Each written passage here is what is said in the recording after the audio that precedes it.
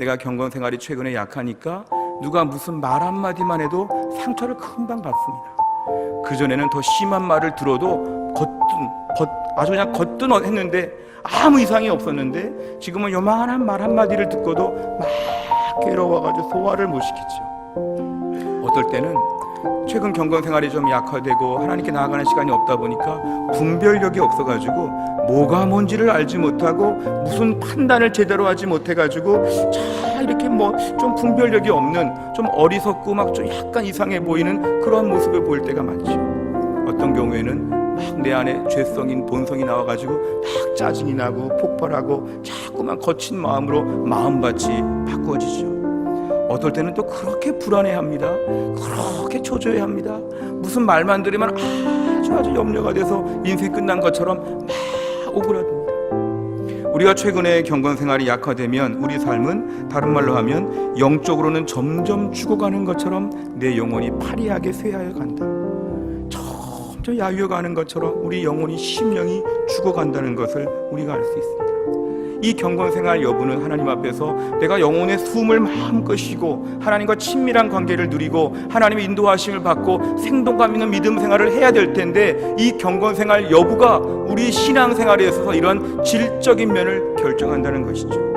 하나님과 멀어진 느낌, 하나님과 어색한 느낌, 기도해도 응답이 없고 기도하기도 싫고 교회 가도 은혜를 받지 못하고 교회 가기도 싫고 모임에 가기도 싫고 가서 은혜도 받지 못하고, 왜 이렇게 자꾸 신앙생활이 옛날에는 안 그랬는데 지금 이렇게 약간 음식물이 상한 것처럼 내 신앙이 이렇게 전락하게 되었는지, 매사에 짜증이 나고 매사에 기운이 없고 매사에 자꾸만 내가 우왕좌왕하고 막 좌충우돌하고 이런 식으로 간다는 것이 바로 우리가 경건생활 여부에 있어서 최근의 모습을 진단할 때가 되었다는 것입니다.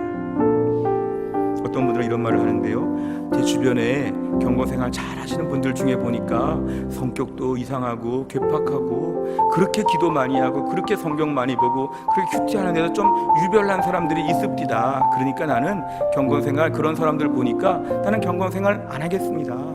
경건생활 해도 저 모양인데 내가 경건생활 해봤자 무슨 소용이 있겠습니까? 나는 그냥 지금처럼 마음대로 살겠습니다. 이런 분들이 있을 수 있죠. 중요한 거는요, 우리가 오늘 경건생활 한다고 하는 것의 의미는 뭐냐면은 내가 경건생활에서 사회적으로 아니면 도덕적으로 윤리적으로 훌륭한 사람이 된다는 것이 아니라 경건생활의 의미는 하나님과 이렇게 연결되어 있다는 것입니다. 하루 24시간을 살면서 하나님과 연결된 시간이 한 20-30분 이상은 늘 유지가 되는 것이죠. 산소통에서 하나님 우리가 산소를 후 불어넣어 주실 때 그 산소를 다 받아들일 만큼 산소통이 지금도 있고 하나님과 계속 교류가 있다는 것이죠. 창세기에서 아담과 하와 주님 만드실 때 다 만드셨죠. 흙으로. 그 다음에 후 하고 생기를 불어넣으셨다는 것처럼 내 영혼이 하나님의 이러한 산소통 같은 생기를 후후 불어넣어 주시면 매일매일 살아나는 것처럼 살 수 있는데, 하나님의 불어넣어 주시는 생기를 공급받지 못하면 영혼이 자꾸 이상해지고 자꾸 죽어가고 꼭 믿음 없는 사람처럼, 꼭 지옥 갈 사람처럼, 꼭 하나님이 안 도와주시는 것처럼, 꼭 이대로 끝날 것처럼 자꾸 영혼이 이상하게 막 간다는 것이죠. 내가 브레이크를 밟지 못할 정도로 이상하게 막 갑니다. 자동차의 브레이크가 망가진 것처럼 이상하게 내가 막 변해가고 있습니다. 이상하다, 옛날에 안 그랬는데 이상하게 바뀌어져 가는 것이죠. 우리가 오늘날 오해하지 말 것은 우리 주변에 세상적으로 아주 나이스하고 아주 인품이 좋고 잘생기고 훌륭하고 도덕적으로 좋은 분들을 볼 때 우리 때로 현혹될 때가 있습니다. 참 훌륭한 사람이다. 예수 믿는 누구누구보다 예수 안 믿는 누구누구가 훨씬 더 인품이 좋다. 큐티하고 기도하고 예배생활 잘 드리는데 저 모양이 되는데 그런 거 하나도 없이도 저렇게 훌륭한 사람들이 있으니까 얼마나 좋냐. 세상적으로는 이런 것을 평가하죠. 오해하지 말 것은 하나님이 보실 때 관점은 다르다는 것입니다. 어떤 분은 신앙이 전혀 없는데 비교적 좋은 모습을 보이는 분들이 있죠. 비교적 인자하고 양보 잘하고 배려하고 착하고 부드럽고 또한 지식적으로도 사회적으로도 훌륭한 분들이 많이 있죠. 근데 그런 분들의 가장 큰 문제는 뭐냐면 아무리 그런 것들로 자기 자신을 포장했다고 할지라도 하나님과 연결된 것이 없다. 하나님과 교류가 없다면 그분은 산소통 없는 불신자에 불과합니다. 저는 대학 다닐 때요, 많은 교파와 교단의 목회자들, 신학 교수들의 강의를 많이 들어봤습니다.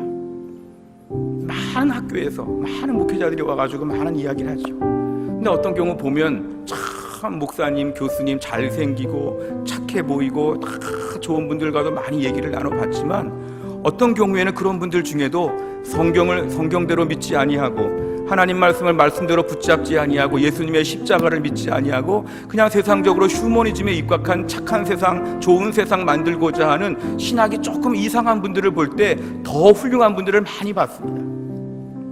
근데 오히려 그런 것이 중요하지 않다는 것이죠. 제가 대학 다닐 때 미국의 하버드 대학에 하비 콕스라고 하는 아주 유명한, 신학적으로 현대 살아있는 분 중에 제일 유명한 하비 콕스라고 하는 분도 제가 직접 실물로 눈앞에 본 적도 있습니다. 얼마나 잘생기고 얼마나 말 멋있게 하고 얼마나 훌륭해 보이는지. 독일의 몰트만이라고 하는 정말 지금 당대의 최고의 신학자가 있습니다. 그 몰트만이라고 하면 제가 직접 실물로 얼굴을 다 봤죠. 얼마나 귀티가 나고 좋은지 모릅니다. 그런데 그런 게 중요하지 않다는 것이죠.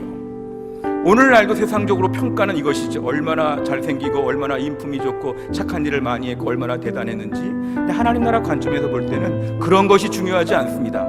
이 사람 마음에 예수님이 있느냐, 이 사람 지금 맨날 예수님 만나고 있느냐, 하나님과 연결되어 있느냐, 하나님과 소통하고 있느냐, 하나님의 특별 관리하는 믿음의 백성이냐, 이게 더 중요하다는 것입니다. 매일 경건한 생활 갖고 매일 기도하는데도 좀 성품이 괴팍할 수 있습니다. 어떤 분은 좀 이상해 보이죠. 저런 분이 무슨 매일 경건 생활할까? 무시하지 말 것은 하나님과 연결되어 있는 사람은 하나님이 책임져 주심을 믿으시기를 바랍니다. 세상적으로 볼 때 부족해 보여도 하나님 저 사람을 지금 하나님 가꾸시는 중이죠. 우리가 이해할 수 없는 시간과 우리가 이해할 수 없는 환경 가운데 하나님이 지금 버무리고 하나님이 주무르고 계신 것이죠. 점점 더 변화되어 가는 것이죠. 세상적으로 단변 찍어가지고 왜 저럴까? 이게 중요하지 않고, 그래서 오히려 제일 강자는 누가 강자냐면 지금도 묵묵히 매일매일 경건의 시간을 갖고 경건 생활을 통해서 하나님과 매일매일 데이트를 하고 매일매일 주님과 교류하는 시간을 갖는 분이 진정 인생의 강자임을 우리는 믿어야 합니다.